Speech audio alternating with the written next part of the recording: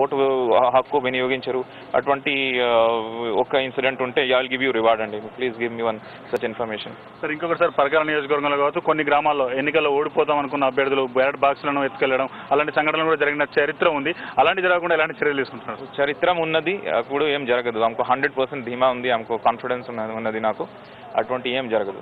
Okay, మొత్తంగా చూస్తున్నారు పరకాల నియోజకవర్గంలో 107 మంది రౌడీ షూటర్లు ఉన్నారు. వాళ్ళు ఎలాంటి ఎన్నికల సందర్భంగా అలజడులు సృష్టించకుండా ఎలాంటి చర్యలు తీసుకున్నారు? చేయరు.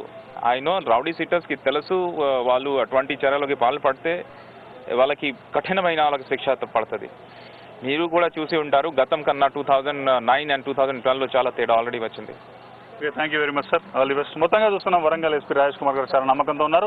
పరకాల నియోజకవర్గంలో పోలింగ్ అంతా కూడా స్వేచ్ఛగా ప్రశాంతంగా జరుగుతున్న ఒక నమ్మకం వ్యక్తం చేస్తున్నారు. రౌడీ షీటర్లు కానీ అరాచక శక్తులు కానీ ప్రజాస్వామ్య వ్యతిరేకులు కానీ ఈ పోలింగ్ ఎట్టి పరిస్థితుల్లో అడ్డుకోలేరు. మొత్తం పోలింగ్ ప్రక్రియ స్వేచ్ఛగా ప్రశాంతంగా నిర్వహిస్తామని, ప్రజాస్వామ్యాన్ని బతికిస్తామని వరంగల్ ఎస్పీ రాజేష్ కుమార్ గారు చెప్తున్నారు.